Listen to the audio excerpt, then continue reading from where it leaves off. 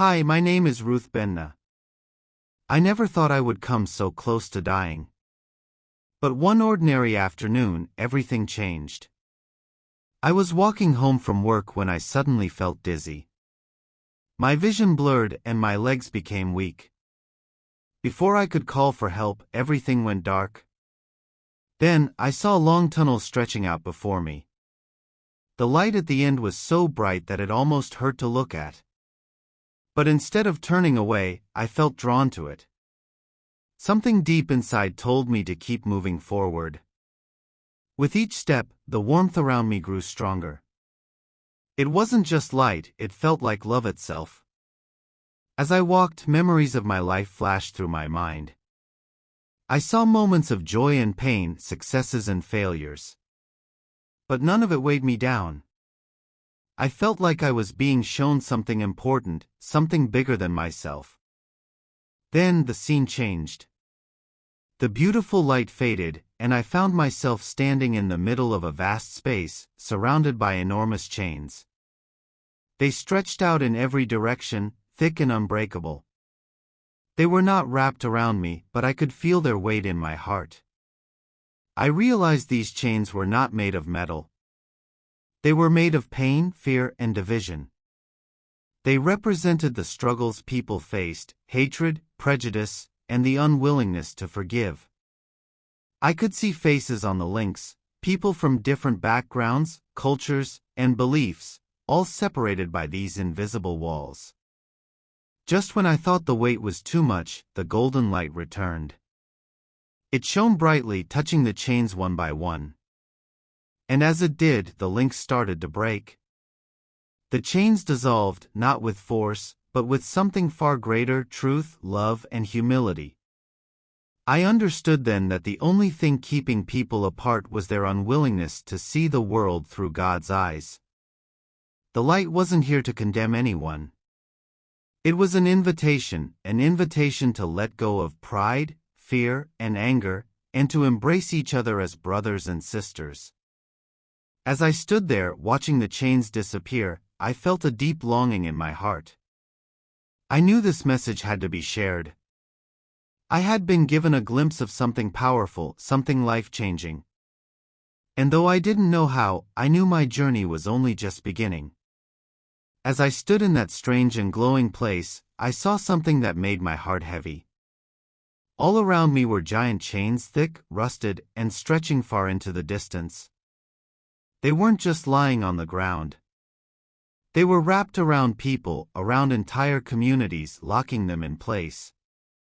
I looked closer and saw faces in the links of the chains, people of different races, cultures, and backgrounds. Some looked angry, some looked sad, and others looked tired, as if they had been carrying these chains for a long, long time. I could hear whispers coming from them, words of judgment, old grudges, and deep wounds that had never healed. I realized these chains were not made of metal. They were made of something much worse: division. They were built from hatred, pride, and fear. I could feel it in the air, the pain of people who had been hurt by others, the distance between those who refused to understand one another. It was a lonely, heartbreaking sight. As I took all of this in, I heard a voice, not loud, not harsh, but strong and full of love. It spoke deep into my heart, and I understood the message without needing to hear exact words. The voice was calling people to see the world as God does, not through the lens of race, status, or past mistakes, but through the lens of love. It was an invitation to let go of pride, to stop holding on to old hurts, and to start seeing each other as brothers and sisters. As I stood in that radiant place, everything around me shimmered with warmth and light. But what amazed me most wasn't the beauty of my surroundings, it was the way I saw people. For the first time, I wasn't looking at skin color, age, or anything that made people different on the outside. Instead, I could see the very essence of each person. It was like looking past the surface and straight into their hearts. Some hearts glowed with kindness, full of love and peace. Others flickered, weighed down by pain, anger, or fear. But no matter what, every soul had value. It was so different from how I had seen people before. Back on Earth, it was easy to notice differences, where someone was from, how they dressed, or even how they spoke. But in this place, none of that mattered. The only thing that counted was the heart, the real person inside. I understood something in that moment. God doesn't look at people the way the world does. He doesn't measure us by our looks, our wealth, or our achievements. He sees who we truly are. And He loves us no matter what. Then, I felt a deep, aching sorrow. It wasn't my own. It was coming from Jesus. I turned and saw Him standing there, His eyes filled with sadness. Not anger. Not frustration. Just sorrow. I understood why. He was looking at the divisions that people had created. The way they had let differences keep them apart. The way they had judged each other instead of loving one another. The way they had missed the bigger picture. I could almost hear the unspoken question in his heart, why do they let these things separate them? Don't they see that I love them all the same? And I knew, in that moment, that his heart longed for people to stop fighting, stop dividing, and start seeing each other through his eyes.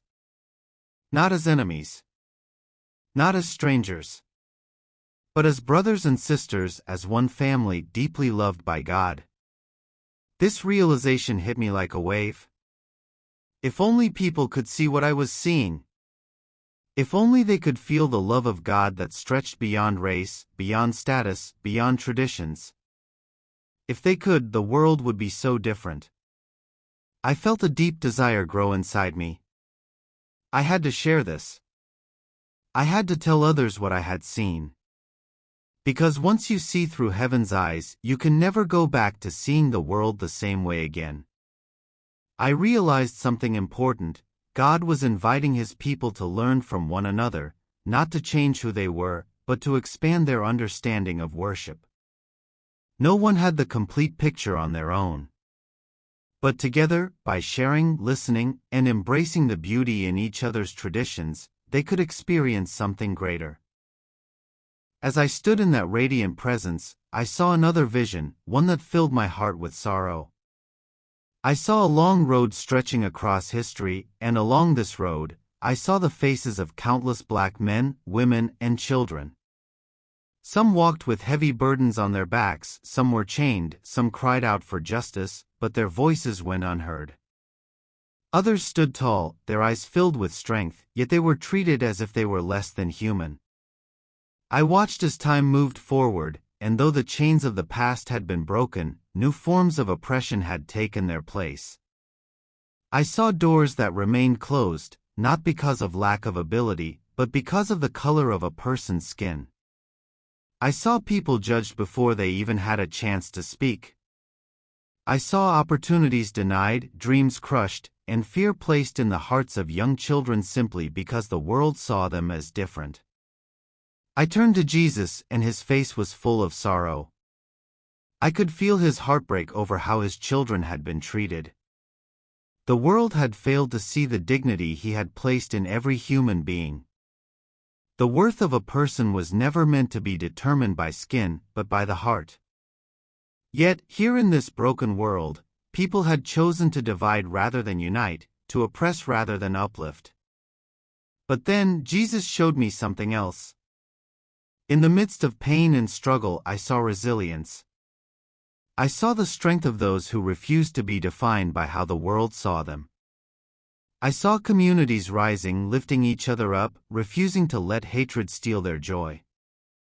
I saw mothers and fathers speaking life into their children, telling them they were made in the image of God, that they were not less, that they were beautifully and wonderfully created. I saw churches filled with voices that had been silenced in the world, but could never be silenced before God.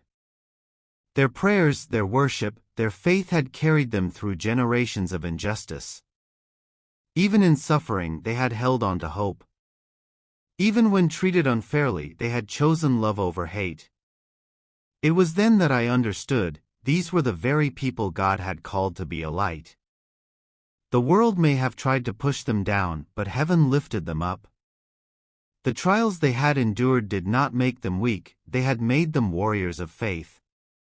I turned back to Jesus, and he spoke, not with words, but with a truth that burned in my soul. This was not how things were meant to be. People were not meant to be treated differently because of race. The injustice that had existed for centuries was not from God, it was from hearts filled with pride, fear, and ignorance. And then I saw another vision, a vision of what could be. I saw people of all races standing together, no longer divided by hatred, but united by love. I saw voices that had once been ignored finally being heard. I saw hearts changing, minds opening, and justice rolling like a mighty river. Jesus' gaze was strong yet full of love. He was calling his people to do more than just acknowledge the pain, he was calling them to act. To listen. To stand for what was right. To break the cycle of division and finally see one another as brothers and sisters. As the vision faded, I felt a fire inside me. I knew that this truth could not stay in the background. It had to be spoken, shared, and lived. Because God's love was not just for one group, it was for all. And until the world understood that, true unity would never come. Jesus' eyes were full of kindness as he pointed ahead. This path is for all who are willing, I felt him say. But it is not easy. I watched as people reached out to one another, listening, learning, embracing. It was a connection that went beyond words, beyond skin color, beyond history. It was the connection of souls, created by the same God, longing to walk in love. But there were also those who hesitated, holding on to fear and pride. They stood at the edges, unwilling to take the step forward. Some had been told for too long that they were better than others. Some had been hurt so deeply that they feared trusting again. And yet, the path remained open to them, waiting. Then, I saw two figures step forward. One was a man who had spent his life believing he was superior to others. The other was a woman who had been treated unfairly all her life because of her race. Their eyes met, and I could see the weight they both carried. At first, the man hesitated. He had been taught to hold on to his pride. But as he looked at the woman, he saw not an enemy, but a person, someone who had hopes and dreams, just like him. With a deep breath, he lowered his head and said, "I was wrong. I never truly saw you." The woman's eyes filled with tears. She had every reason to walk away, to hold on to her pain. But instead, she reached out her hand. "I forgive you." The moment their hands touched, the path beneath them glowed even brighter. The burden they carried began to lift. I realized then, humility and forgiveness were not signs of weakness. They were the strongest forces in the universe, capable of breaking even the hardest chains. The vision continued, and I saw more and more people stepping onto the path, families, churches, entire communities. Some wept as they finally acknowledged the harm that had been done. Others rejoiced as old wounds began to heal. It was not a shallow peace. It was deep, honest, and real. It required people to face painful truths. It required them to lay down their pride, their fear, and their desire to be right. But in doing so, they gained something far greater, true unity. I turned to Jesus, and I saw that he was smiling. This was what he had always wanted for his people. Not a world where everyone was the same, but a world where differences were celebrated, not feared. A world where love was stronger than hatred, where people saw one another through the eyes of heaven. The path stretched far beyond what I could see, disappearing into the horizon. It would not be an easy journey. But for those who chose to walk it, it would lead to something beautiful, the joy of a family reunited, reflecting the love of God here on earth. As I stood in the presence of Jesus, surrounded by light, love, and perfect peace, I never wanted to leave. It felt like home, more real than anything I had ever known. The thought of going back to the world I had left behind filled me with sorrow. Then, Jesus turned to me, his eyes filled with gentle urgency. "It's time," I felt him say. I shook my head, my heart pounding. "Please, let me stay," I wanted to say, but deep down, I knew I couldn't. There was still work to do. A strange tugging sensation pulled at me, as if an invisible hand was drawing me away from this heavenly place. The colors around me began to blur. The warmth of Jesus' presence started to fade.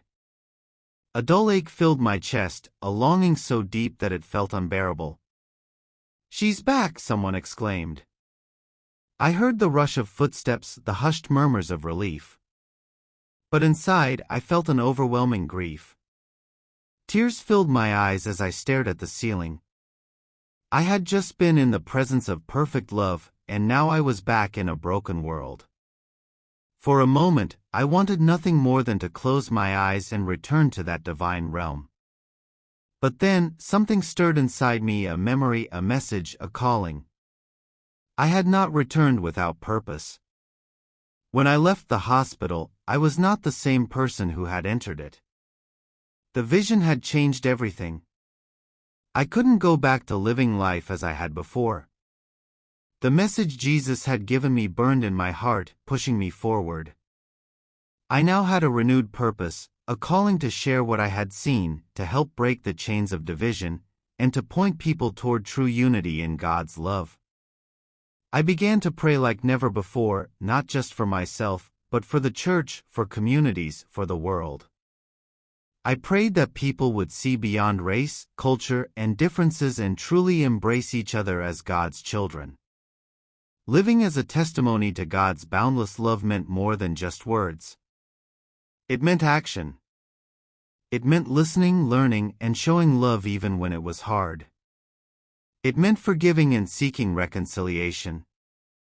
It meant standing for truth even when others didn't understand.